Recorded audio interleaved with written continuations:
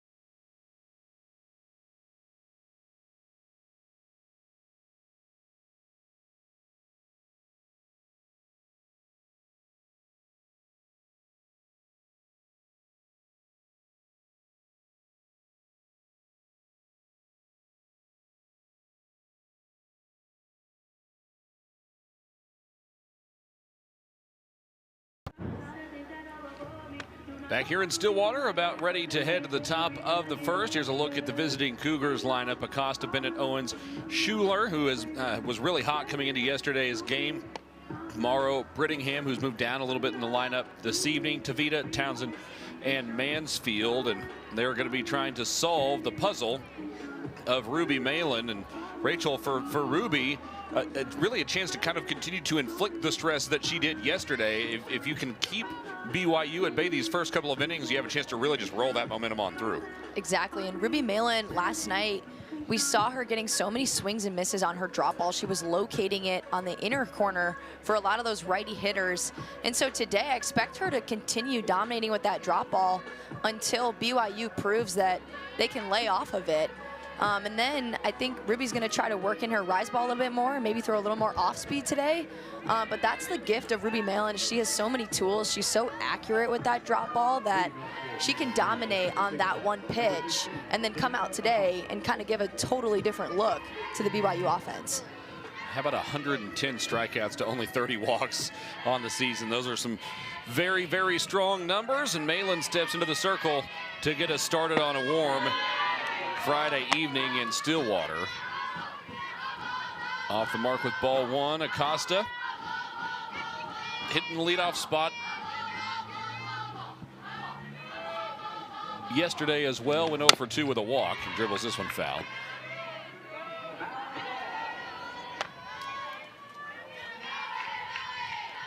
BYU offense definitely came out aggressive last night. They were swinging. I think today, though, just want to zone in a little bit, take some of those lower drop balls that are not coming into the strike zone.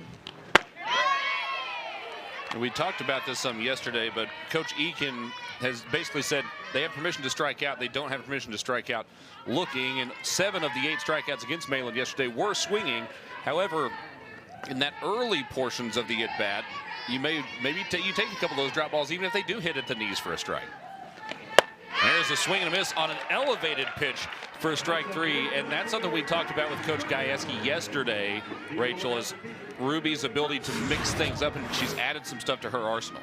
She's adding a totally different look with this rise ball on the upper half. It's tough when she just peppers the lower half of the zone. The hitter's expecting something on the lower half, and then when she brings it up just a tiny bit, it looks so good coming in, but that pitch is just going to rise up out of the zone, and Ruby Malin starting off just like she left off yesterday with another strikeout. Here's Lexi Bennett, who pinch hit late in the game yesterday, and the Cowgirls did this defensive shift when that happened. They're bringing an outfielder in to the infield. So there are 3 on the left side there and 2 on the right, and basically it's just an attempt to take away a little extra space from the slap hitting Lexi Bennett.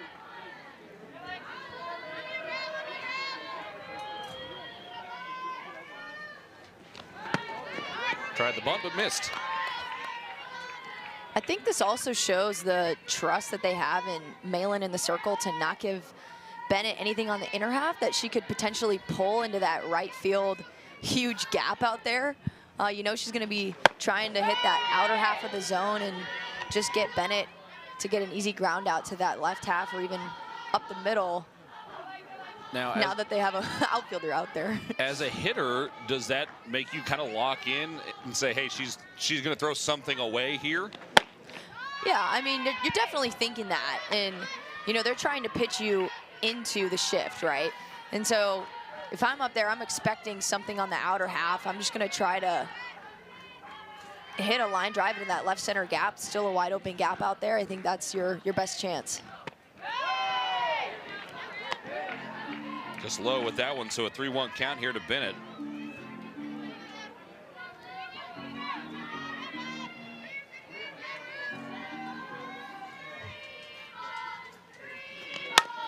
Grounded left side. Davis got it clean and gets the out.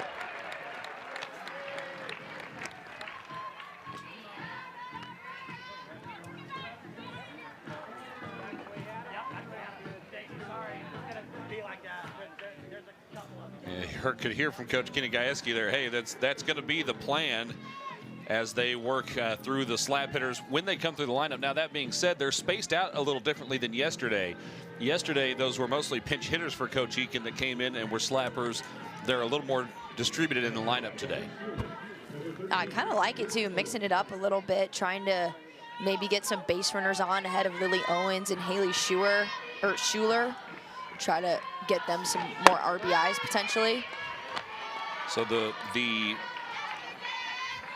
Diamond Sport nerd is going to shine in me a little bit here, but in theory, if she hits a ground ball up the middle and Claire Tim picks it up and throws it to first, that's a 9-3 putout, right? Yeah.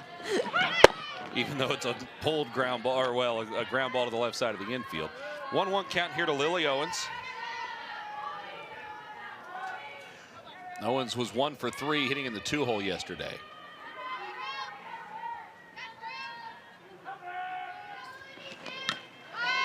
Tips that one into the mitt. Malin with a chance for a 1-2-3 first.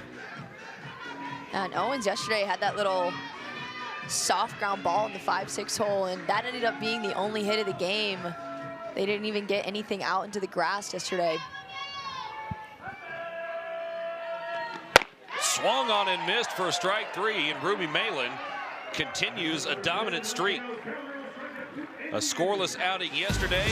And she sets the Cougars down in order to start the first here in Stillwater this evening. Cowgirl lineup coming up when we return.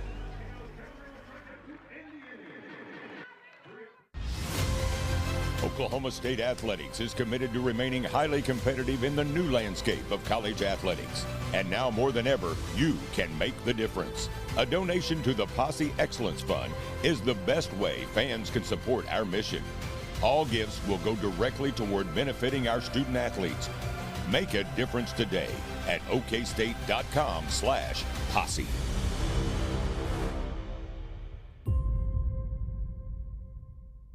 I want. Is the championship parade a company holiday? I want. What's my postseason bonus? I want. I need to take a sick day. Here you go. I want. I'm gonna need to start an expense report. I want. Paycom's command-driven AI. I want. Are girls covered on my dental plan? Our word is our bond. So when we say we're on it, we're on it. Turning big dreams into bigger deeds. Doing the impossible and then doing it again. Because we live by the Cowboy Code. We stand together for what's right and for what's possible. Oklahoma State University. The code calls.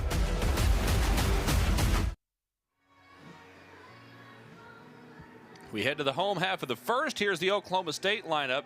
Tia Warsop, a great day, moving to the leadoff spot yesterday. She had been hitting in the 9 spot a lot this year. She was 3 for 4. Davis, Tim, Hassler, Jones, Godwin, Schneidmiller, Jaden Jones, and then Austin. It's the exact same lineup in that order for Oklahoma State as last night. So clearly Coach Gajewski liking what he saw from the offense yesterday. And Gianna Mares, who was actually originally announced as the starter yesterday. She did not start yesterday's game. She is in the circle to start this one off. Mares coming in yesterday, pitched 2 1/3 innings yesterday, had a really good outing, got a strikeout, only gave up 1 hit. So she pitched very well yesterday, kind of held BYU in this game a little bit, or in that game a little bit, but she's gonna work a rise ball, drop ball. She throws with good velocity in the mid to upper 60s. She can also throw changeup as well. Warsop spoils that one, and quickly Mara's ahead in the count 0-2. Both pitchers, both starters, doing a nice job getting ahead in counts. That's exactly what you want to see, especially from your starting pitcher. Definitely, especially early in the game. I think a lot of times pitchers start the game and have a couple batters where they're trying to find the strike zone. They're leaving balls over the middle of the plate, but like you said, Mara's coming in, pounding the zone a little bit. Ruby did that, got a 3-up, 3-down inning, and I think this was the matchup we expected to see yesterday. Like you said, Mares was the starter until a last-minute switch to Schuler. Warsop hits this one hard to center field. Bennett back for it. She's looking up, and it's gone. A home run for Tia Warsop to lead off the game. It is the first of her Cowgirl career.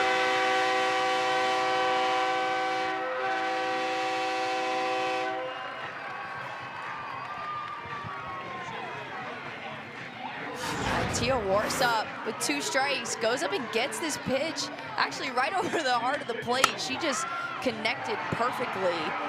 And you don't see that often out of Tia Warsop, who's more of that triple threat slapper, but you can see she's got so much power in that swing, and what a way to start the offense for the Cowgirls. And Tia has been outstanding in that leadoff spot ever since she got moved up there. A little souvenir for the crowd, and I think a lot of people out in the decks past the right center field wall are trying to guide somebody down and retrieve that ball. What a lightning strike to start the game off for Oklahoma State. The Cowgirls, remember yesterday, Rachel, loaded the bases with no one out in the first inning, but were unable to score. A different scenario here on a 2-strike count, no less. And that just sets the table, too, for the rest of the offense. Seeing your leadoff hitter go up there and hacking early, getting a big home run, especially off of Mares, who... Uh-oh, Davis hits one deep to center field. That one's out of here as well. Back-to-back for Oklahoma State to start the game.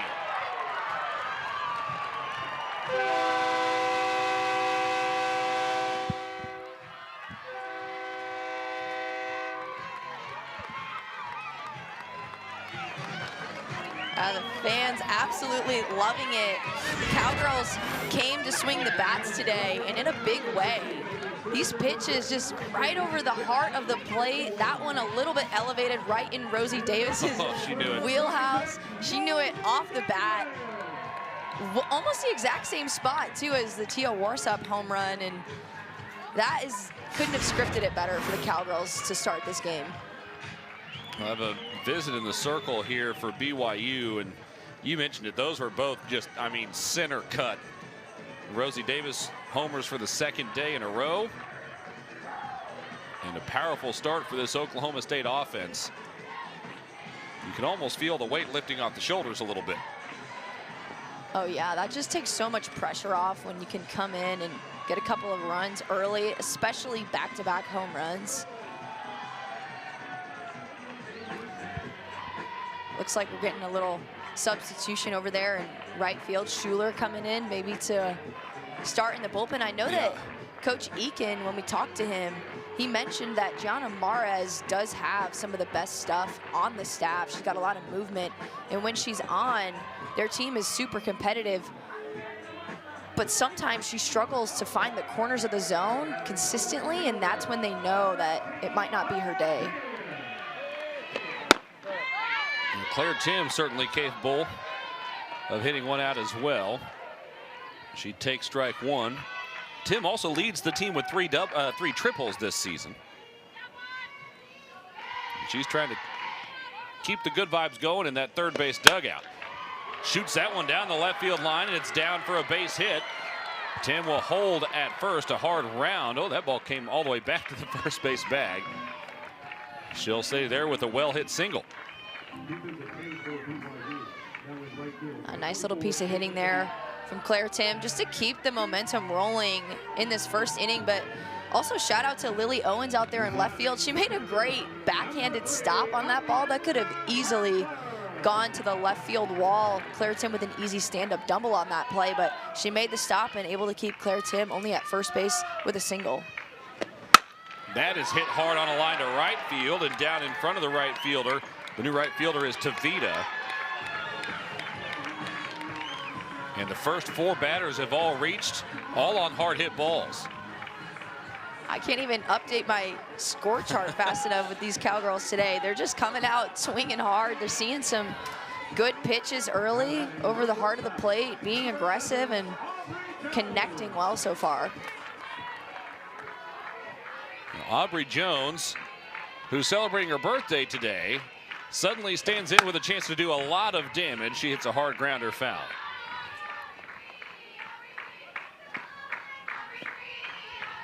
I always say that everybody plays well on their birthday. I hope I didn't just jinx her, but I'm trying to see if that theory holds true today with Aubrey Jones. She seemed to be vibing in pregame batting practice. Hits that one hard, and that's through into left field for a base hit. Tim had to navigate the third baseman after she tried to get the ball, so unable to really round third easily, but it's another single, and the bases are loaded for Oklahoma State with no one out, with already 2 runs on the board. This is starting out to be a dominant performance from Oklahoma State. Just the 2 big swings to start it off. It kind of just goes to show you how seeing the person in front of you have success helps the next person in line go up there with some confidence and the ability to swing freely up there and know that, hey, my teammates are hitting today and they're seeing the ball, and so can I. So I'm going to go up there and swing hard and, you know, maybe get a good result out of it. This is an opportunity for Oklahoma State to work immediately on something they did not necessarily succeed at yesterday. Now, you have the benefit of having 2 runs in already in this game, but yesterday Oklahoma State loaded the bases in the first and did not score a run. And this season, Rachel, with a runner on third and less than 2 outs, Oklahoma State has scored that runner only about 27% of the time. That is way lower than Coach Gajewski would like to see. So a chance, even with a productive out, if you can get this runner in, it's a step in the right direction. And Godwin is way ahead in the count here at 3-0. A walk will work just as well in this scenario. Yeah, nowhere to put her. The bases loaded, but also tough. You don't want to give Carly Godwin anything too good. So much power in her swing. Down in the 6th hole today, and yesterday as well. Mares just off the mark with that one, and Godwin draws a 4-pitch walk to drive in the 3rd run of the game for the Cowgirls. Bases remain loaded, still nobody out. And Mares in a tough spot here. You mentioned it earlier. Coach Eakin said she's got as good a stuff as anybody on the team. It's hard to do in a moment like this when things aren't going right, but got to find a way to trust that stuff and keep pitching. That is hit hard but foul over the right field side. And out of the hands of a fan in teal blue down there. Audrey Schneidmiller to the plate. Hitting .357 among the consistent starters. She's got the 3rd best average on the team. Take strike 2.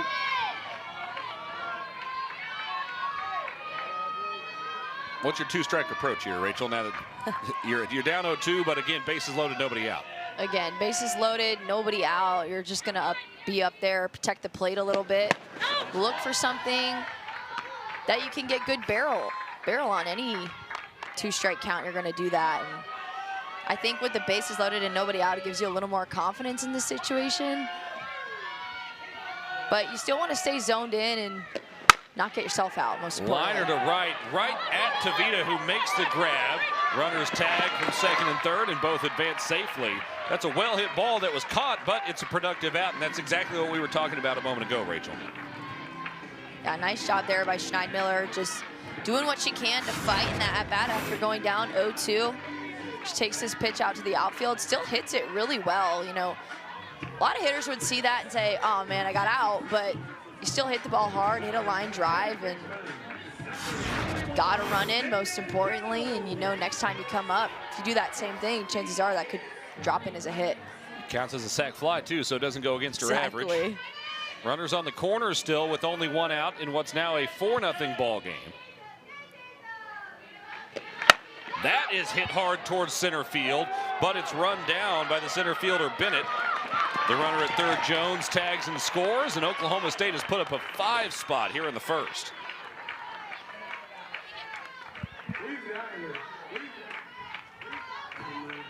Another well-struck ball, too, off the bat of Jaden Jones.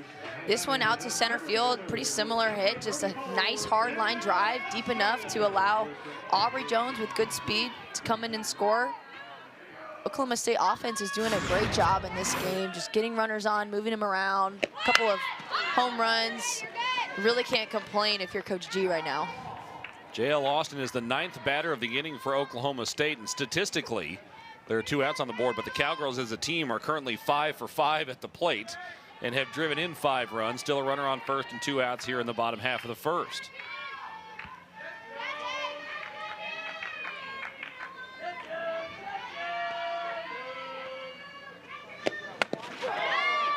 That one caught the knob of the bat, ran inside for a foul ball as Austin smiling underneath the helmet there. You definitely don't see that often. I actually thought that one got her off the elbow guard, but it's kind of crazy. And now she'll have to battle up, and you can see she's kind of choked up on the bat, so that knob is a little exposed. A good take, low and away.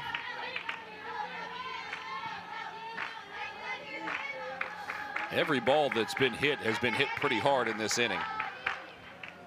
Rachel still trying to get caught up in her scorecard over there. Godwin the runner on first. A swing and a miss for strike 3, but Oklahoma State strikes for 5 runs on 5 hits, no errors in the first half. A leadoff lightning strike from Tia Warsop. Rosie Davis followed her up with a home run. It's the Cowgirls up big early.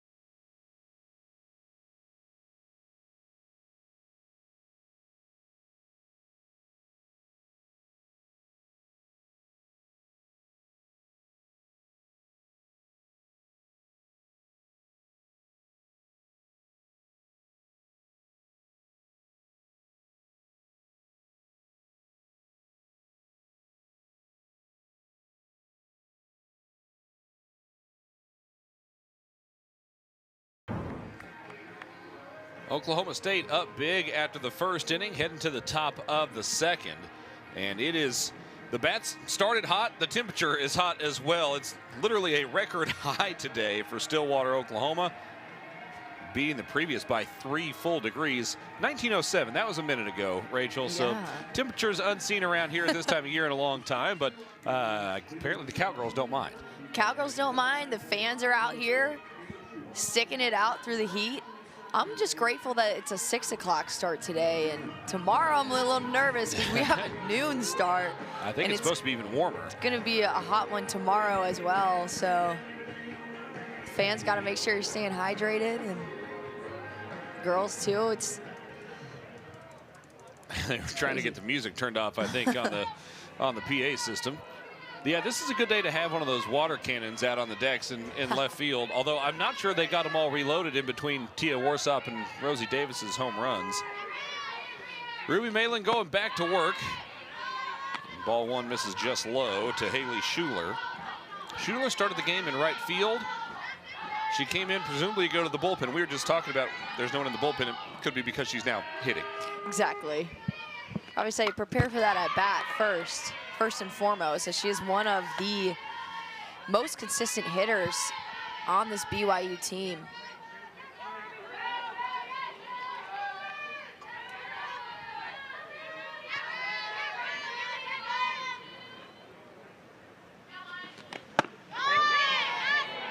That's in there for a strike, and Malin again able to work ahead in the count.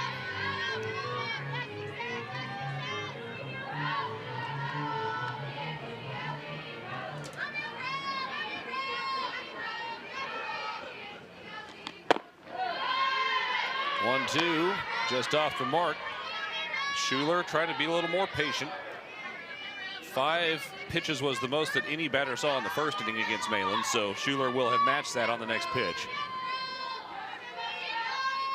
Malin was super consistent yesterday, right in that 14 to 16 pitch mark in each inning. She kept her pitch count down to 71 yesterday, which is, I think, a big reason why we see her back in the circle today. They're able to put Crandall out there and take some innings off of Ruby Malin's arm, and now she's back today. Probably going to see her throw a couple innings here and then maybe mix out again for Crandall. Got a hustle and a laser from Aubrey Jones over to first for the out.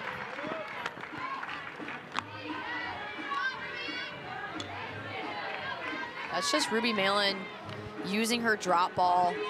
She gets so many ground outs to that left half of the infield. It's so important to have Aubrey Jones, Rosie Davis, who have been pretty solid this year. They get a lot of action over there, so Ruby Malin does like to use her defense. Big swing and a miss on strike one. Haley Morrow 0 for 3 with a strikeout yesterday.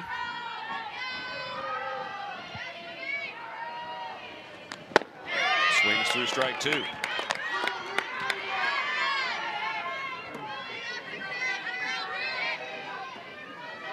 And we talked earlier about the addition of the rise ball for Ruby Malin, but you also don't want to invent the wheel. If they're chasing the drop ball, and that's what your bread and butter is, might as well stick with it. That time Morrow laid off. It's that constant push and pull of wanting to tinker and get better, but also knowing what you're best at. Exactly. If you can continue to just use that drop ball and get outs, then it's exactly right. You're just going to want to stick with that and keep doing what's working. Off the outside corner to even the count at 2 balls and 2 strikes. Hassler behind the dish today, giving Schneidmiller a break, who was phenomenal defensively, well, and offensively yesterday for Oklahoma State. That one's dribbled foul. I would imagine, though, Coach Gajewski was probably eager to not have a catcher catching in this kind of heat in back-to-back days. Very true, especially with the All Blacks on as well and the gear. Just want to make sure that everybody's staying as cool as they can. The good news is, as ball 3 is up high, 1, it's not that humid yet. If this game were 4-5 weeks from now, it'd be very humid also. But 2, it's a little bit of an early start on conditioning. If this team gets to where they want to go, they're going to play in very hot conditions later this year. Swung and a miss on strike 3 as Malin has K'd 3 through 5 outs. A nice at-bat here by Morrow. She competed a bit better in this at-bat, fouled some pitches off, but ultimately Malin bringing that drop ball in at the knees, it just tumbles down out of the zone. And that aggressive mindset from BYU, you know, they're not letting anything close go by, but it's tough with 2 strikes. You got to know that Ruby Malin's not going to be putting it over the heart of the plate, so you don't ever want to be overly aggressive on pitches out of the zone, which is what we saw a lot of yesterday. Here's Ilovea Brittingham, 289 hitter on the year. She leads the team with 7 home runs, and Coach Eakin said there are weekends where she'll play really well and drive in, you know, the majority of the team's runs, but she didn't hit a home run, so she doesn't feel like she had that great of a week. And he's like, hey, it's not all about the home run. She's a very capable hitter even when the ball's not leaving the yard. Yeah, you definitely want to make sure to give yourself credit for the little things. You know, softball's a tough game, and Ilovea Brittingham hit 21 home runs last year, 69 RBIs. She was an All-American as a freshman, so just had an outstanding year. But Coach Eakin said that these other teams have scouted her. They know how to pitch to her.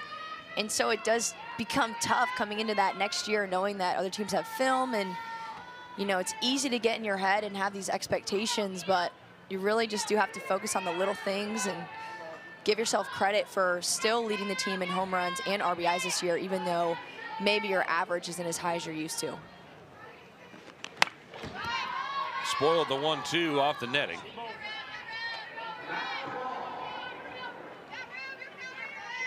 Each player in this frame for BYU has fouled off at least 1 2-strike pitch, so showing a little bit more fight, a little bit of adjustment after yesterday. But that being said, Malin's also working on strikeout number 4. She won't get it there. It skipped across the plate.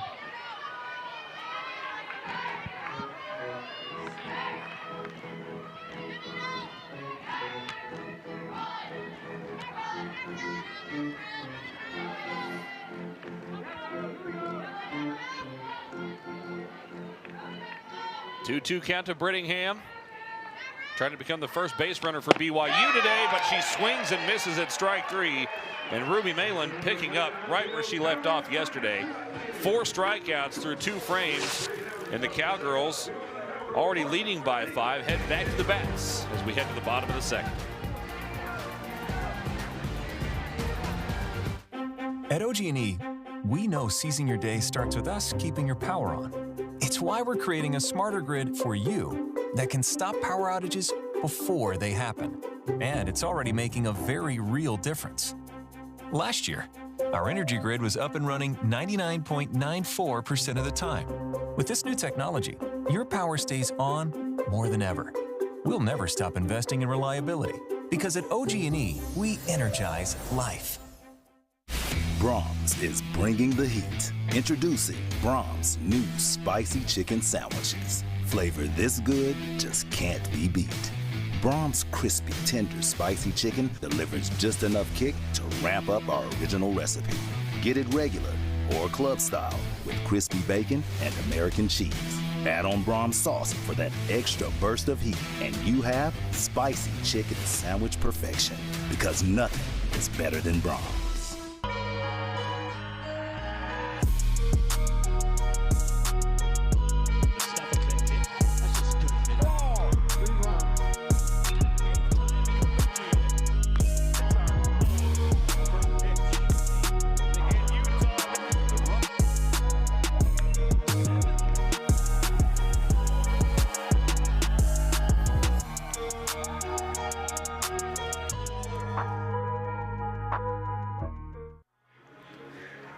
Well, Vanessa Shippey Fletcher has her number retired on the wall here at Cowgirl Stadium, but she's also been announced as a class of the 2026 Oklahoma State Hall of Honor. She'll become, she'll join 93 other existing members when she goes into the Hall of Honor this coming fall. And her class includes Tony Allen, Chase Jackson, Dick Hutton, Hunter Mahan, and James Washington. So she's a very worthy class going in, but Vanessa Shippey Fletcher, a very worthy honoree as a player and now as a coach here at Oklahoma State. I can't think of a more well-deserved honor for Coach Shippey Fletcher. Just everything she's done for the Cowgirls program. She was a 3-time All-American as a player at Oklahoma State, 2-time Big 12 Player of the Year, only hit a career average of 404. So just shows you as a player how much an impact she made during her time here, but also served as a volunteer assistant from 2021 to 2023 and then took over as the hitting coach in 2024, led the Cowgirls to the World Series that year, and has done a great job, I think, offensively. She's got a lot of young hitters on the team this year, and she's been working with them all season on some things they want to do, and it's paying off today with the 5-run lead already here heading into the bottom of the second. Tia Warsop showed bunt the last 2 times. She's a power hitter now, I thought. She just hit a home run her last time up. Uh-oh, she hits another one deep to center field. Does it have enough? It's caught at the warning track. Tia Warsop, who is a junior and had not hit a home run until about 45 minutes ago, nearly went back-to-back. She tried to get herself another one and was about, what, 5-10 feet away. That was Tia Warsop seeing the ball well these past 2 games in that leadoff spot. Against a lefty, no less. Against that lefty-lefty matchup, that tough matchup, but love the way she's swinging the bat aggressively. It's been paying off so far in this series. That is roped right past the head of Gianna Mares and into center field. Rosie Davis with her second hit of the day. Well, and as we mentioned, we'll take a look at this real quick. This line drive hit so hard up the middle there. Mares not even a tiny second to try to get her glove in front of that one. Honestly, glad that went past her. It's so scary when the ball comes off the bat so quickly like that up the middle at the pitcher. But just another day at the park for Rosie Davis. A home run, a little base hit up the middle, and that's just what she does day in and day out. Claire Tim, who sliced a single to left field in her first at bat, fouls off strike 1. You know,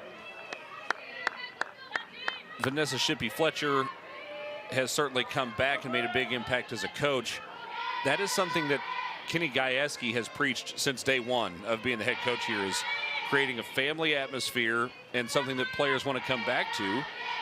You see that all over the place. Certainly Carrie Eberly Parker, former Cowgirl herself, is back. Cheyenne Factor is the director of player development. There are a lot of former players that are around, and when you have that kind of talent and experience that can talk to not only the current players, but especially the younger players, it allows momentum to build on itself for the program. Yeah, I totally agree. I think it's also really special as a player to be coached and be around people every day that were here and have done it and have succeeded at such a high level. Like being coached offensively by a player who was a 3-time All-American, 2-time Big 12 Player of the Year. A lot of these girls are aspiring to do that and follow in those footsteps. So getting that firsthand, and as well coming from Cowgirls throughout the staff, it's really special. It just shows that the atmosphere that Coach G is creating. Claire Tim battling in a 2-strike count. Runner on first, 1 away. That is smoked to right field this time. Claire Tim adding to the spray chart. She's got a single in either direction, and there are 2 on with 1 out.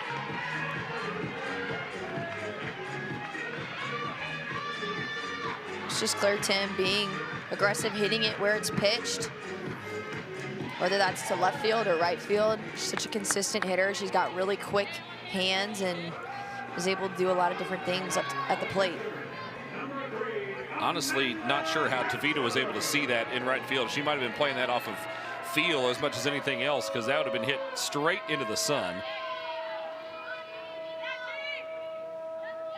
Here's Amanda Hassler. She takes ball 1 outside. Already a single and a run scored for Hassler today. 1 for 3 yesterday with her 8th home run of the year. At that time, she had hit 3 home runs in her previous 5 at-bats. That ran inside and caught her on the elbow guard, so the bases will be loaded here. And that's why you wear an elbow guard, I suppose. That's exactly right.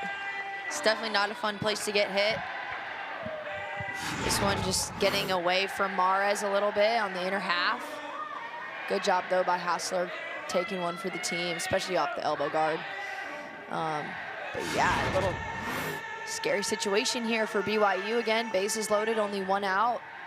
Looks like we might have a little switch up in the circle. Yeah, the day for Gianna Mares, at least for the time being, has come to an end in the circle, as there will be a pitching change here for BYU. Oklahoma State with the bases loaded for a 2nd consecutive inning. Already leading 5-0 and only 1 out here in the bottom of the 2nd. More to come when we return. This is the Big 12 on ESPN.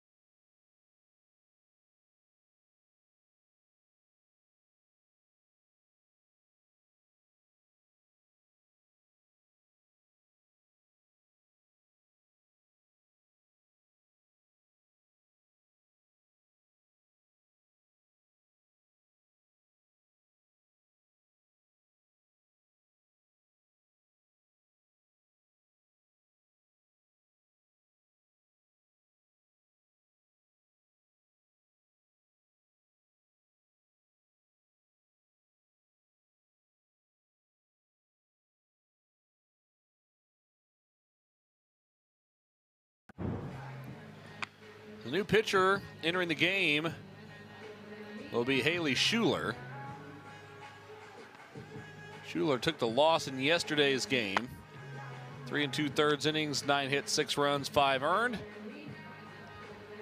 Struck out 2 and walked 2. Showed some positive signs and ability to get out of a couple of jams. She, I think, limited Oklahoma State to just 2 runs in the 2nd and then 1 in the 3rd before the Cowgirls were really able to break through in the 4th. She also made some really nice plays in the circle to help herself out a little bit. I like the move to switch it up and bring in Schuler, just try to stop the momentum of the Cowgirls a little bit. They've had bases loaded already twice now in this game and only 1 out. It's a good opportunity to just mix up the timing a little bit, mix up the look, and see if they can get out of this inning, get back in the dugout, and score some runs.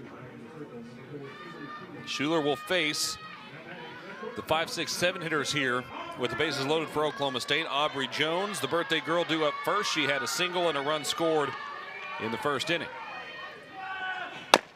Dribbles this one left side. The 3rd baseman going to have to go to 1st with it, and it gets an out. However, it drives in a run. We talked about this in the 1st as well. You get the bases loaded, you'd love a hit, just at least find a way to get that runner in, and so far Oklahoma State has been really good at that today. That's exactly what Jones just did. Hit a high chopper, fortunately for herself, or else I think that had potential to get the out at home. But like you said, it's better than nothing in this situation. We've seen Oklahoma State get runners on so often and show up with nothing. So love that they're just putting the ball in play today and things are happening. Even after that high chop, I really thought that the 3rd baseman, Mansfield, might come home with that. I think what forced her to do otherwise was Rosie Davis was really running hard off the bat. She got a pretty good jump, and I don't think Mansfield wanted to risk it. Yeah, probably the smart play there as well. Get that out, most importantly. Godwin still with an opportunity here. She drew a walk to drive in a run in the 1st. 2-out hit would likely score a couple of runs here, especially if it's back at the middle. The center fielder, Bennett, kind of playing deep. That's outside.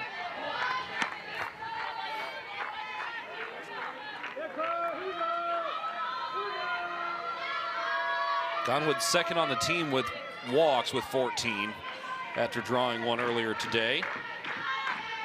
J.L. Austin leading the way with 24. 2-1 is in there.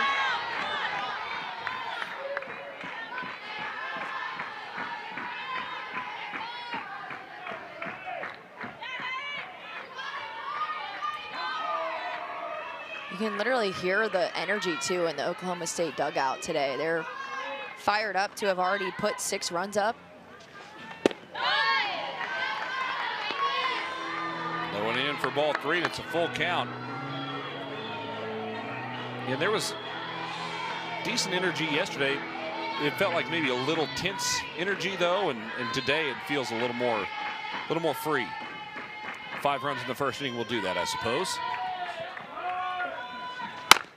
That is hit hard on the ground, snagged by Morrow at short.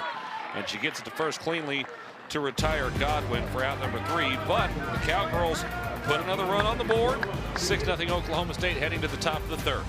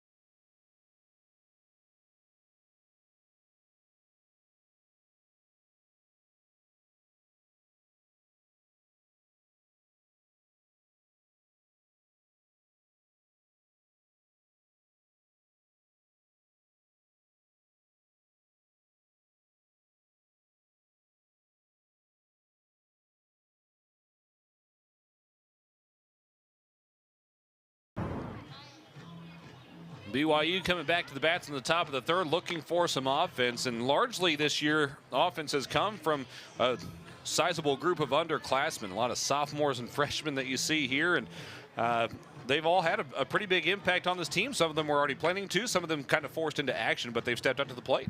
BYU with a ton of young talent on this roster. And like you said, a lot of them, I think, put in different positions just due to so many injuries throughout the roster for BYU. I know some of those veteran players, you know, catcher Abby Carroll, Kason Court, the pitcher, and Kate Daly, just people that they were counting on having this year. And you start to piece together, oh, if they had some of those upperclassmen that have been so good for BYU and pair them with this group, BYU has a pretty tough squad. You know, looking at this team before the season started, unfortunately, just a ton of injuries throughout the roster, but the young kids still getting it done.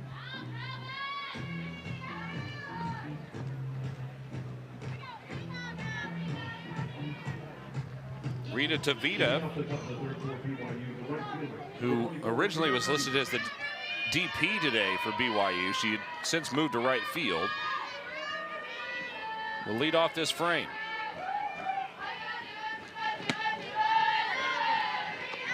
She works ahead of Ruby Malin, who has retired all 6 batters she's faced today and struck out 4 of them. Going back to the beginning of yesterday's game,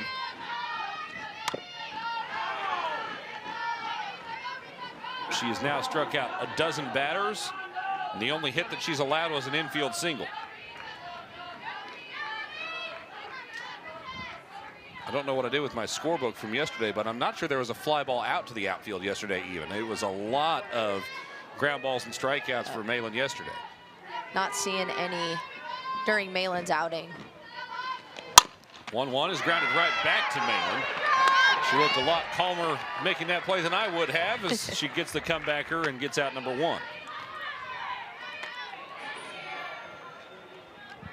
She's just so good and so consistent for Oklahoma State. Every time she goes out there, you know what you're going to get. You're going to get a tough, competitive, just outing from Ruby Malin. She's going to hit her spots and do what she does well, throw her drop ball. But she's still dominating a lot with today, even though BYU has seen that at least a couple times yesterday going through the lineup.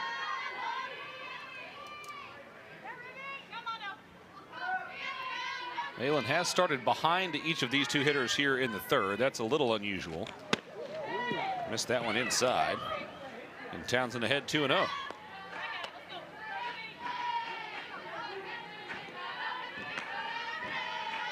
Eight extra base hits for Townsend this year is third most on the team. She's slugging nearly 600. That's second best on the team.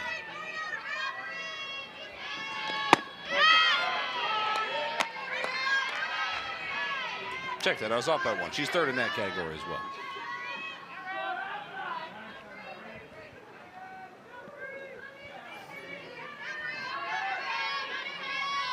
Infield playing back.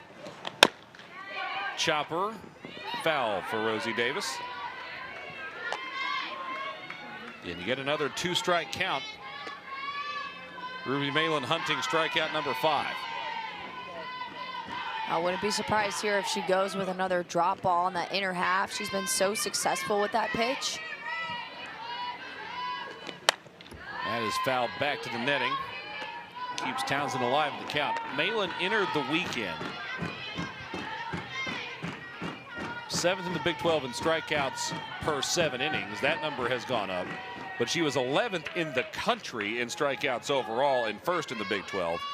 That number has also gone up in these 2 games. Fouled off again. We mentioned this an inning ago, though. All of these BYU hitters doing a better job spoiling 2-strike pitches. Yeah, it seems like they're making a little more contact today on those pitches. Not solid contact yet, but it's a step in the right direction. Maybe they're starting to see it a little bit better. Well, and especially with young players like Townsend, that's the kind of growth and adjustment you're looking for, right? Like, it's very rare that, you know, somebody's hitting 250 and boom, suddenly they're a 400 hitter. It's usually those incremental adjustments over time. Yet another foul ball.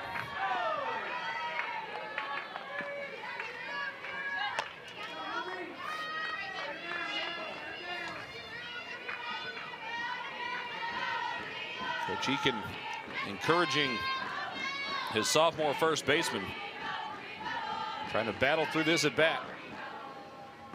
That one's up high and the count's full.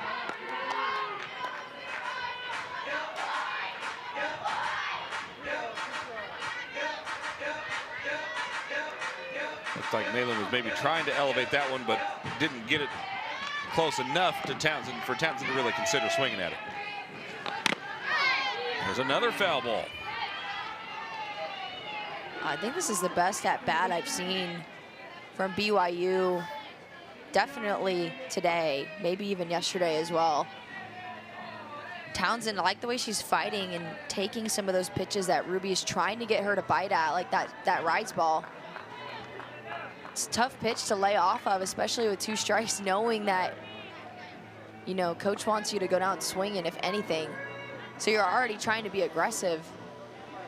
So excited to see if Townsend can get herself on base. Pitch number 10 of this battle. Got her to go around for strike 3.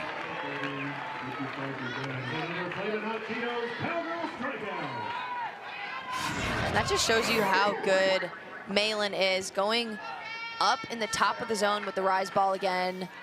Townsend thought about trying to hold back on that one, but just looked too good coming in. And it is really tough facing a pitcher like Malin who can go to the bottom half of the zone and then also bring it up with movement to the top half of the zone. That is very tough for a hitter to defend. And, you know, a lot of times coaches will say, just pick one and do your best to hunt the lower half, try to be aggressive on those pitches. But once again, those pitches with so much movement, so very tough. When we mentioned a moment ago that ball 3 was just too high to get Townsend to consider swinging at, that's the same pitch that you saw in the strikeout there, just a little bit lower. Just a tiny bit lower. Ball 1 misses outside to the slapper, Miranda Mansfield, her first time in the order today. So I think I've gotten a full grip on what's happened here. Warsop is now in center, and then Austin, the center fielder, is now in left. So they swap them, and then they bring Tim in to play effectively shortstop. They're basically playing with a shortstop, a third baseman that's in, and then the actual shortstop, Aubrey Jones, is playing a deep third base, more or less. Parked in that 5-6 hole, which a lot of slappers are trying to get the ball through that hole.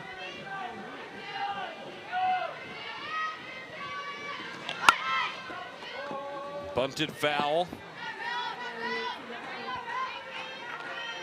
Mansfield, a 154 hitter on the year. This is her 17th start of the season in the team's 28th game.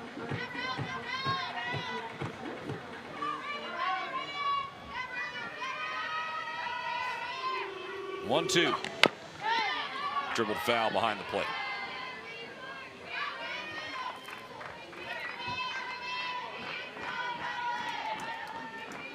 It took me a while. The umpire, when they would make the switch, was kind of directing. He looked like one of those guys with the wands bringing the airplanes into the gate. He was pointing like that towards center field and left field. I was like, well, that's not that different. Then I realized, Morsop's in center. He's doing a great job keeping us informed, though. 1-2. Dribbled left side, got to hurry. It's there in time. Nicely done from the freshman Aubrey Jones to come across at the angle, get it to first. The Cowgirls and Ruby Malin put another 0 on the board.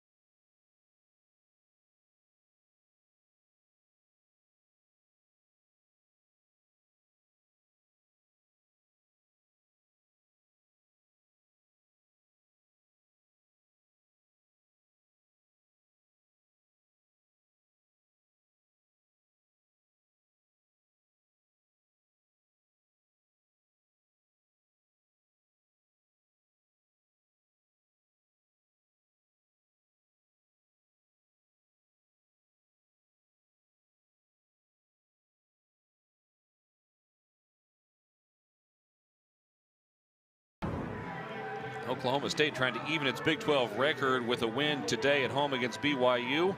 And the Big 12 looking good in the RPI. 9 teams represented in the top 50. The Cowgirls certainly one of those at 23. BYU is one of the 2 out of that top 50 at 105, but trying to work their way up. And that RPI likely will go up as they work through the conference schedule and play some of these higher ranked teams. But right now, it's been all Oklahoma State this evening and trying to keep that going as we head to the bottom of the third. And that RPI, so important for the postseason selection show. And the Big 12 with 9 out of 11 teams in that top 50. So impressive to see the conference just elevating as a whole and becoming one of the, well, not becoming, continuing to be one of the best softball conferences out there. And it's just such a competitive league, and seeing all those teams competing so well, playing tough schedules, allowing them to get that high RPI is really impressive and makes competing every weekend in the Big 12 so difficult. When you think about the teams that came in, UCF is in a warm weather climate, playing softball that gets played down in that area, but Arizona and Arizona State have long been names in the Pac-12 in softball that have carried a lot of weight. And so as they continue to get better and better each year,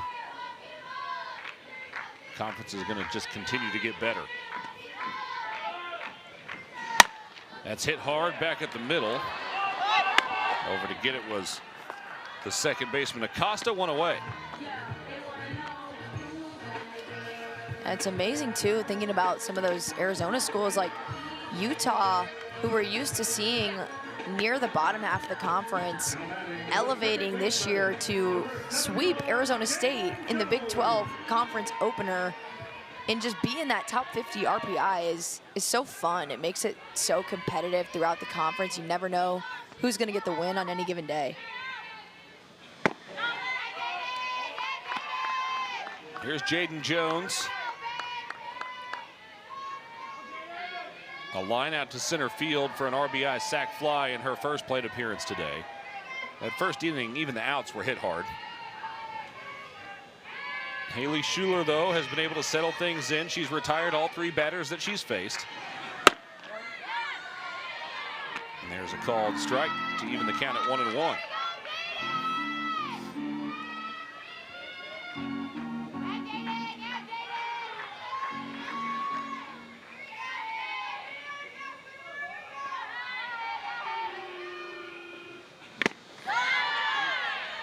Tipped into the mitt.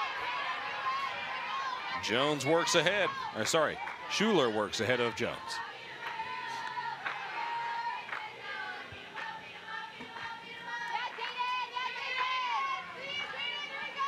The right fielder Tavita shielding the sun with her bare hand. A liner to hit to right is going to be tough to see right now. Instead, that's a grounder, and Schuler, who fielded her position well yesterday, comes up with another play.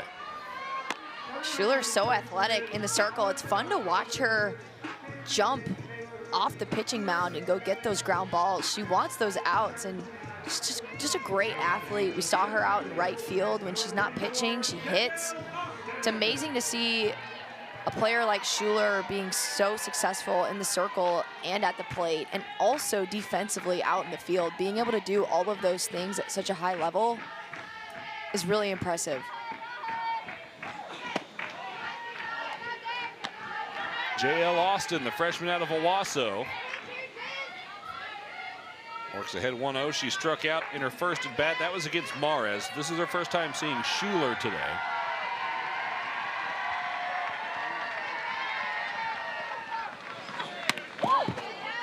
That ricocheted off the glove, and then I think the arm of the umpire. And it's ball 2. Jones 1 for 3 with a run and an RBI yesterday.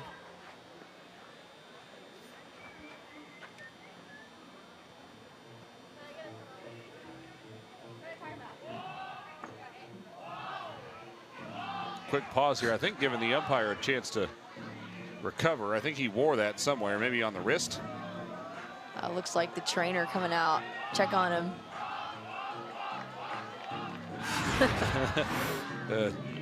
Take a look at the replay. Oh yeah, right above the wrist there. And the catcher, Brittingham, set up way on the outer half of the plate. I think Schuler just missed her spot a little bit, and Brittingham did her best to go and catch that ball. It just got by. If you're hearing the hollers, and it made us chuckle as well, the fans in the deck in left field are having fun with Owens, the left fielder for BYU. This is a ritual that takes place in the 3rd inning every game. They've got specific call outs depending on what steps are being made by the left fielder. I think Owens was playing along there during the break a little bit. That's ball 3, low and away, and Austin way ahead. She's already the team leader in walks with 24. And Austin, one of those players that we've seen at the top of the lineup a lot of the season for Oklahoma State, move down to the bottom, and she's got really good eyes. She's a patient hitter. Does a great job getting on base, and did that very often at the top of the lineup, setting the table. Kind of like her down there at the bottom, though. Try to get her some better pitches and get her bat going a little bit more. Well, if she keeps drawing walks in that 9 spot, that's effective too, because you get on in front of the top of the order. Tia Warsop is 1 for 2 with her first career home run earlier to lead off the game.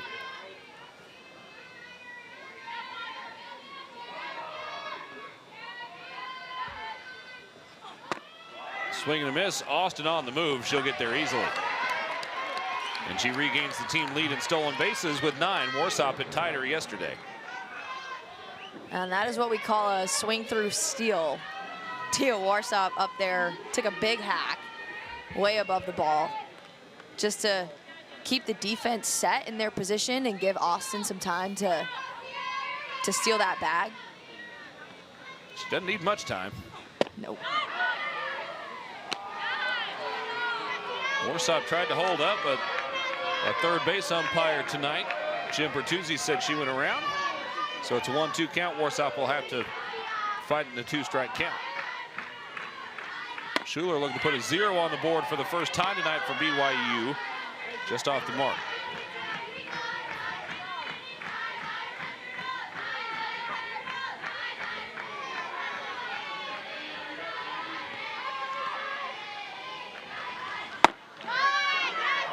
A couple of disciplined takes from Tia Warsop to even the count.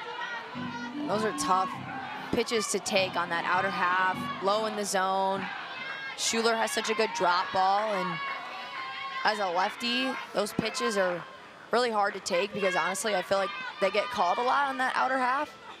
So good job there by Tia Warsop. That's hit hard through the right side, sending the runner around third. The throw is cut off, and it's an RBI single for Tia Warsop. The Cowgirls expand the lead at 7-0.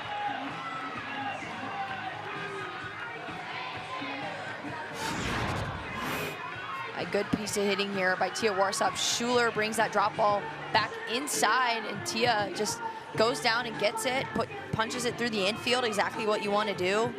It's a great way to score with 2 outs. You know, the walk and then the immediate steal to get the runner in scoring position, and then Tia Warsop coming through with the clutch hit. J.L. Austin with that steal went 1 ahead of Tia Warsop for the team lead in stolen bases. What do you bet there's a chance Tia Warsop tries to tie her back up here? I bet that's a safe bet. Off she goes. That's hit on the ground right at the shortstop. It's bobbled, but Morrow stays with it and is able to get Rosie Davis at first for out number 3. A nice patient play by Haley Morrow, and it retires the side, but the Cowgirls put another on the board in the 3rd. They say Stillwater is America's friendliest college town.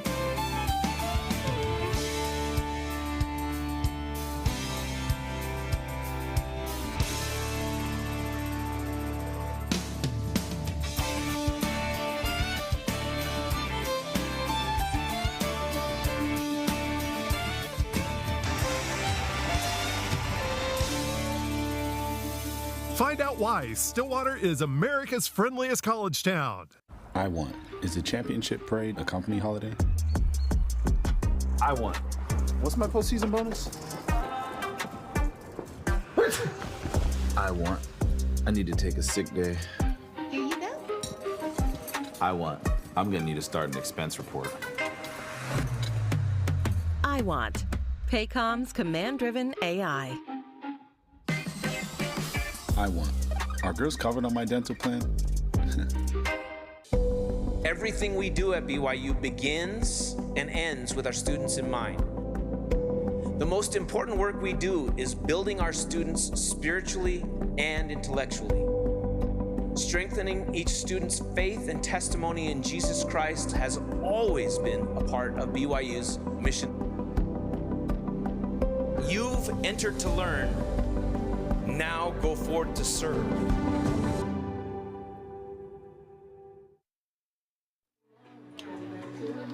Ruby Malin has punched out 5 today, and we can tell you as much as we want to or blue in the face about how good she is, but our producer has found some numbers to back this up. Better than 3 wins above replacement. That's second in the league, 18th in the country. And if you're unfamiliar with the metric of WAR, it basically means how many more games are you going to win your team than the average person at your position. And that's a lot in this point of the season. Exactly. It just goes to show you that anytime Ruby Malin is out there in the circle for the Cowgirls, they have a chance to win. It doesn't matter who they're playing. It doesn't matter how many pitches she has thrown over the course of the weekend. She gives them a shot every single time she's out there.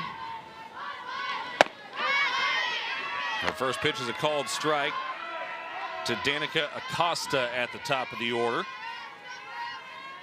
Malin has faced the minimum through 3. She has struck out 5. The batters that she has not struck out have all grounded out. Quickly ahead in the count, 0-2.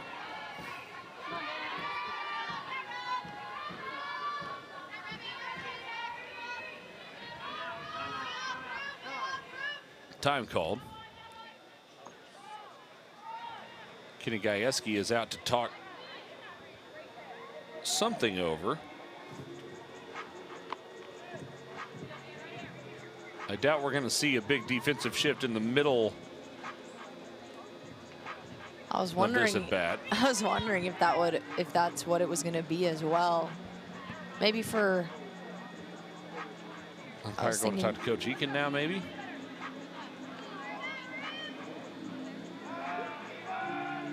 I think we have a.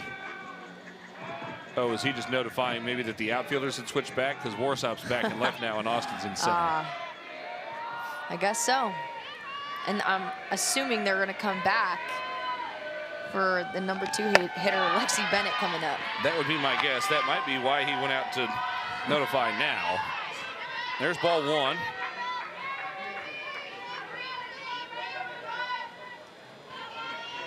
Shadows covering most of the field now other than center and left field. That's a liner right at Rosie Davis for the out. Probably the most solid hit ball we've seen off the bat of a BYU player. This one hit super hard, just straight at Rosie Davis. Nice play there at the hot corner, making the catch. We talked about this some yesterday. Davis was a second baseman her first couple of years, moved to third this year, and has played a really, really nice third base. She's got 2 errors on the season. And when you're at the hot corner, you get put in a lot of tough positions. She's handled it really, really well.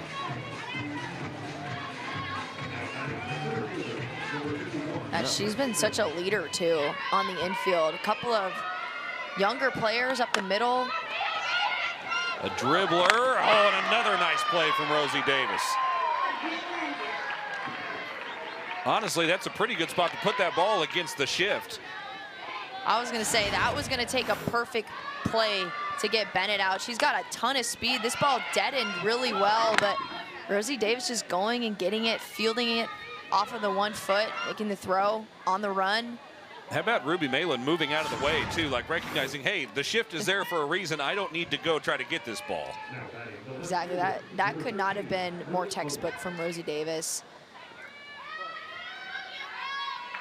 It's as if we had just been talking about how good she was defensively. Ball 1 misses low, and Ruby Malin has retired the first 2 batters of the inning, but has suddenly fallen behind her strikeout rate on the evening.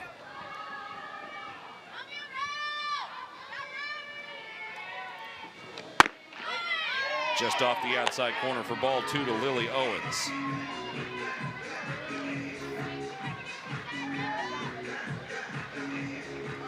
We talked about some of the smaller adjustments made by these BYU hitters. A lot more 2-strike foul balls, as Malin paints the corner there. And now we're starting to see them put the ball in play more consistently as well. So That's right. There are improvements here for BYU in this game. They've also switched coaches' boxes. Coach Eakin's over in the first base box now. There's a swing and a miss. On strike 3. And Malin has struck out 6 through 4 frames. She has not allowed a base runner. Cowgirls lead at 7-0. Heading to the home half of the 4th.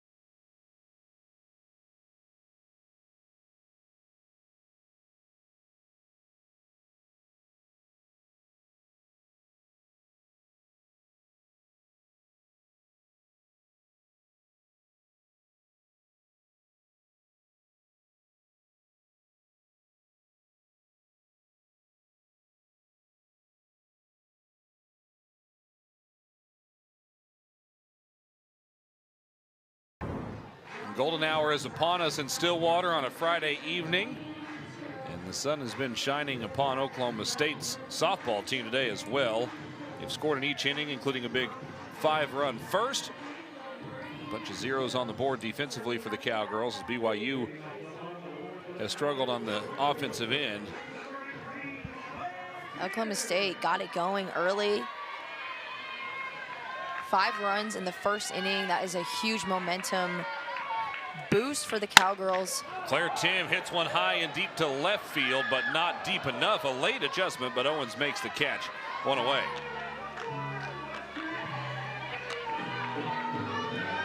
Tim had been 2 for 2. Brings up Amanda Hassler. Yeah, you mentioned, not only 5 runs in the first, 2 runs in the first 2 batters for Oklahoma State. They started the game with back-to-back solo homers. It's good to see the offense, though, just staying consistent and continuously putting pressure on. They got the bases loaded again in the second inning. Only got 1 run out of that, but got another run in the third inning. You definitely like to see your offense not letting up with the 5-run lead. You want them to just keep putting on the pressure and honestly put teams away. Well, and some of the things that Coach Gajewski had been wanting to see from his team, scoring runners with less than 2 outs from third. They've done that with some productive outs today. But also hitting with runners on, they're 4 for 8, and with runners in scoring position, they're hitting .400 today. So improvements in all of those categories today. Exactly. Amanda Hassler is 1 for 1. Singled and scored in the first, was hit by a pitch in the second. Hit hard on the ground, vacuumed up by Morrow, 2 away. Morrow's been really good at shortstop for BYU. She's been steady over there. One of those veterans on this team, senior, leading the infield at that shortstop position, has been solid. And Schuler in the circle throws a lot of ground balls. She's going to get a lot of those ground outs, and she's cleaning them up. Aubrey Jones is 1 for 2. A run scored and an RBI today for the Cowgirl freshman shortstop.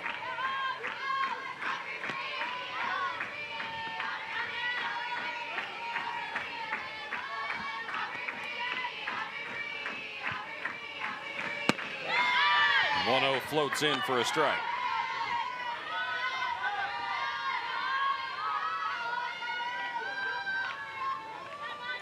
Jones has 9 extra base hits on the year. 5 doubles, 2 triples, and 2 homers. She'd love to find extra bases here with 2 outs and get in scoring position. Strike 2 hits the inside corner, though, and Jones going to have to battle up.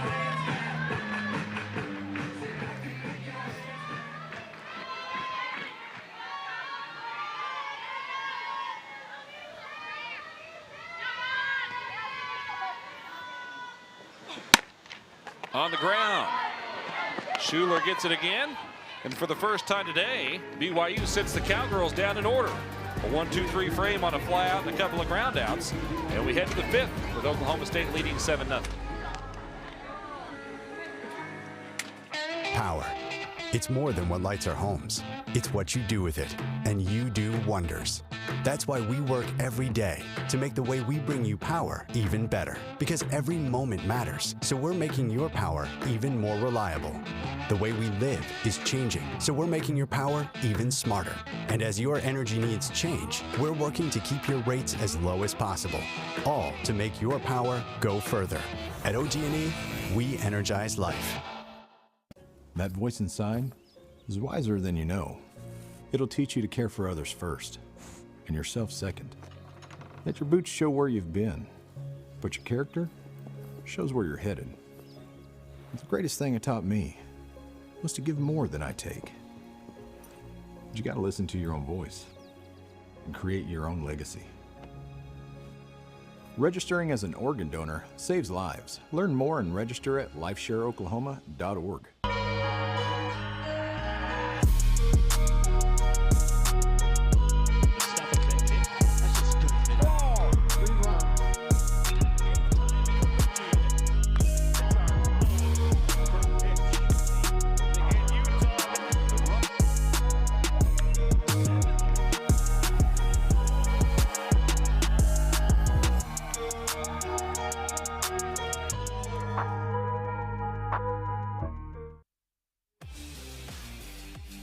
Ruby Malin back to the circle for Oklahoma State as we start the top of the 5th, and it's been another really good day for her. Another dominant performance for Ruby Malin, sprinkling in the rise ball a little bit more today, getting a ton of swings and misses on that pitch. Whereas yesterday, as you guys know, it was the drop ball she was getting a ton of swings and misses on. Today, mixing in the rise ball, she also has a very effective changeup. So I'm interested to see if she starts to mix that pitch in too, but what she's been doing so far has been working very well. And that was something that we asked Coach Gajewski about yesterday before the series, because Malin on the road trip to Arizona pitched 78% of the team's innings. And obviously, if you're the ace, you're going to pitch the most innings, but that means that teams are seeing you multiple times, probably 6-8 times through the lineup in a weekend. And you've got to be able to add some things to the arsenal and give different looks so they don't start to lock in on you. That's right, and especially this being the second year with Oklahoma State being in that role where she's thrown a lot of the innings for this team, you definitely need to mix it up and work on some other things and try to mix up the look. Because as a hitter, the more often you see a pitcher, you do start to pick up on the tendencies, what their spins look like, you know, where they're going to attack you. And for Ruby Malin, it doesn't matter how many times she sees these batters, it seems like. Threw about 150 innings for Oklahoma State last year and came into this weekend north of the 100 innings pitched mark. That's not to include her time at Washington.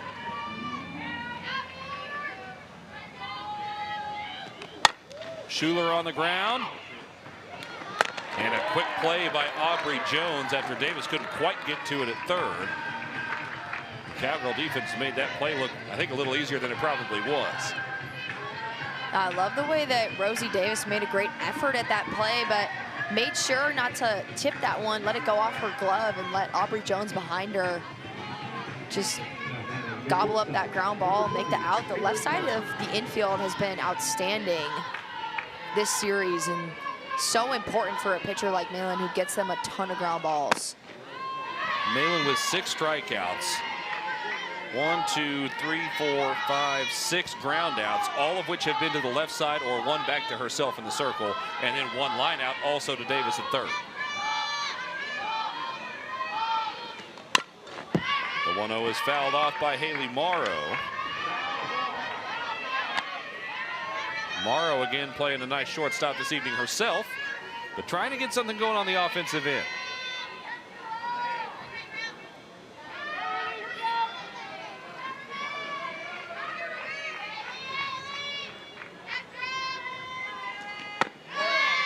That's a called strike on the outer third.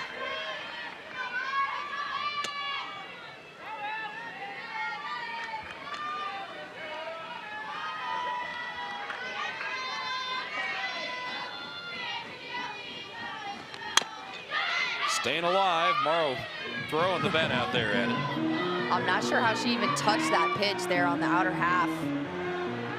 A good job protecting the plate.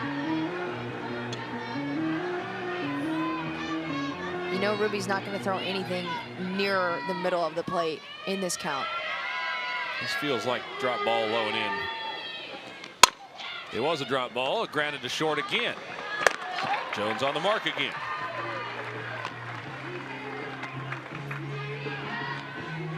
Jones looking really sure-handed over there at shortstop this weekend. We've seen her make some outstanding plays over there. I think a couple of mishaps last weekend out at Arizona, but she has come back really strong this weekend, has made a ton of great plays at shortstop, and that's the most important thing. You know, errors are going to happen, mistakes are going to happen, but you need to be able to bounce back and know that the middle of the field, you're going to get a lot of ground balls, and still got to be there for your team and make those plays. We talked, you and I had 2 of the games of the UCF series together, and we talked about the challenge for Aubrey Jones of stepping up to this level as a shortstop and taking on a leadership role pretty immediately. Part of that is when you don't have a good weekend, trying to bounce back from that. Here's a dribbler to her sister, and Jaden Jones makes the play from second base. The law firm of Jones & Jones recording all 3 outs that frame. We head to the bottom of the 5th. Oklahoma State leads by 7.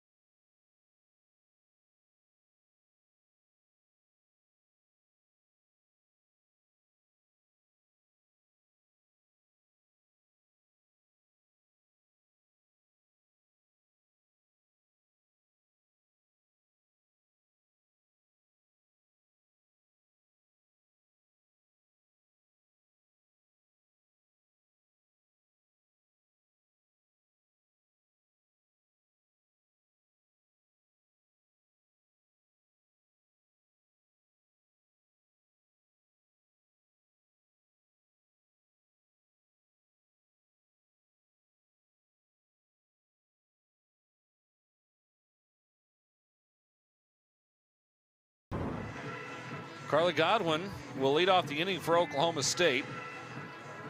145 consecutive starts for the Cowgirl first baseman. And she has come on, she's the definition of having an immediate impact when you step onto campus. And she has been a stalwart in the lineup that Kenny Gajewski, he shows up at work every morning during softball season and just goes ahead and pencils her right into her spot. You definitely can't leave her out of your lineup card. She's just been so good over her time at Oklahoma State. So much power in her swing. Her freshman year came out and hit 15 home runs, which is insane. Led the offense to the World Series that year, and that's really hard to do as a freshman. These past couple years, not as many home runs, but still producing, bringing in a lot of RBIs. Has done a good job this year getting on base, and so you just can't leave her out of the lineup. And she also plays a very good first base as well. Makes a ton of nice plays there in the 3-4 hole and does a good job over there too. Yeah, we were talking about the Cowgirl defense that last inning. Every good infield is built on the foundation of a first baseman who can cover up some errant throws from time to time and turn errors into outs. So she's certainly capable of that and got him ahead in the count 2-0. You mentioned the RBIs, 11 on this season. She's 3 shy of 100 for her career, so nearing triple digits.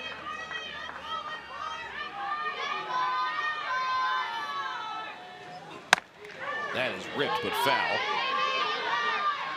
Another thing about Carly Godwin, I was here as a grad assistant her freshman year, and I remember throwing her countless picks at first base. You know, that was something she always wanted to work on, and I would throw them as hard as I could at her, like all over the place, and she just would get hit left and right, knock the ball down. Just a tough player. Really good first baseman. That's hit hard to right. Tavita going back for it. It's off the wall. Godwin charging for second, and she'll slide in ahead of the throw. That was actually well played by Tavita off the wall and right. But Godwin was on her horse, and she gets into second with a leadoff double.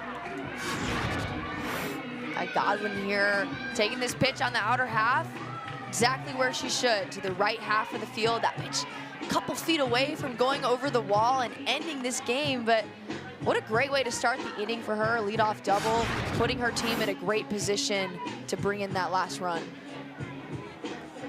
Looks like we may have a pinch runner for Godwin here. And credit Godwin for hustling out of the box, because that was very close, as you mentioned, to leaving the yard. So no assumptions from her, though, off the swing, just running hard. Here's the pinch runner for Oklahoma State. And Tavita there with a great throw in, too. She played that really well off the wall, like you mentioned. Made that a close play. This is Gabby Castillo running at second base for Oklahoma State. Audrey Schneidmiller has 4 sack bunts this season. That leads the Cowgirl squad. Considering you need 1 run to win it here, I would say there's a pretty good chance we see her lay one down.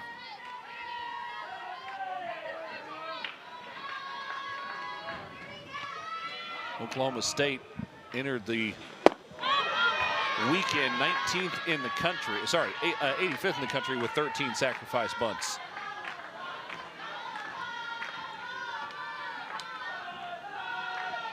Runner on second would end the game. If she crosses home plate, it would be 8 runs after 5. Schneidmiller keeping the bat on her shoulder so far, though. And if you're not going to lay down a bunt, main goal is hit something to the right side of the field behind the runner. Looking for something on that outer half that you can squeeze through the right half of the field. At least move the runner to third. Potentially bring that run in to score. Good discipline there, because that was an elevated pitch on the outer third that certainly Schneidmiller could have hit the other way, but laid off of it and now way ahead in the count. She can really look for whatever she wants to here.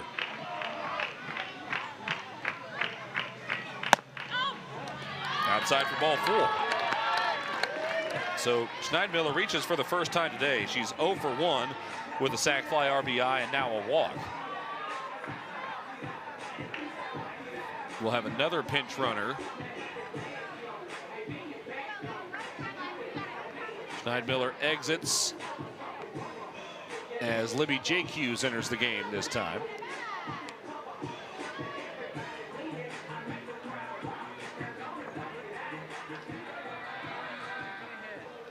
J.Hughes, a freshman out of Moore, Oklahoma. I was just going to say that sets up the forced play here for the BYU defense. Makes it a little bit easier, honestly, I would say. Just giving them the opportunity to turn that double play up the middle. If they get a nice ground ball, potentially get the force out at third base. Pinch hitter here is Lexi McDonald.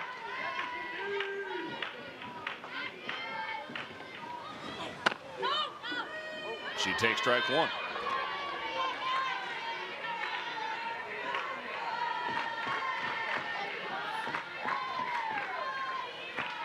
The Silo native appearing for a second consecutive game.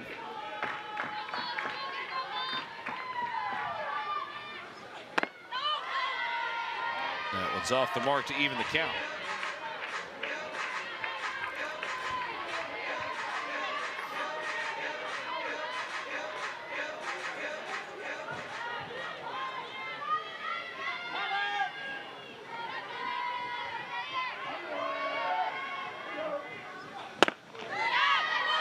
Started the hands, but takes inside. The numbers maybe not where McDonald would like in the season, but plenty of experience in that left-handed batter's box, which makes her a commodity in a situation like this. She hammers that one to right field. Tavita is back for it. She's looking up, and it's gone! The walk-off home run for Lexi McDonald.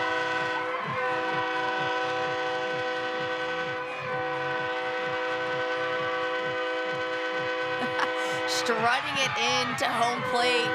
Lexi McDonald with a huge at-bat there. Coming in as a pinch hitter and deciding that she wanted to end this game. So nice swing there by McDonald. Gets this pitch on the inner half and just swings hard as it. She's got a ton of power from the left side and got all of that pitch. McDonald getting plenty of hugs after her first home run of the season. And right on the other end of that is Ruby Malin getting some hugs, who has just completed a 5-inning perfect game. She struck out 6, no batters reached. The first perfect game since Kelly Maxwell in 2020. And it's hard to think of a much more complete game that Oklahoma State could have played today. What a performance by Ruby Malin, just coming out here and dealing. It's so amazing to see how well she's done today, and just all of her hard work over the years paying off, getting a perfect game. I believe that's the first one that she's ever thrown. So what a moment for her to bring her team the win in Game 2 of this series. The alma mater ringing through Cowgirl Stadium as Oklahoma State wins it 10-0, out-hitting BYU 10-0. Neither team made an error in a very well-played defensive game. But Oklahoma State put it all together today as Malin goes 5 scoreless innings for a second consecutive game. It's Oklahoma State's second consecutive shutout. And again, a perfect game for Ruby Malin, a perfect start for the Cowgirls. Tia Warsop hits her first home run as a Cowgirl, followed immediately by Rosie Davis, and then Lexi McDonald walks it off for her first home run of the season, and the Cowgirls win it 10-0 behind a perfect performance from Ruby Malin. We'll be back at noon tomorrow on ESPN+. Thanks for tuning in.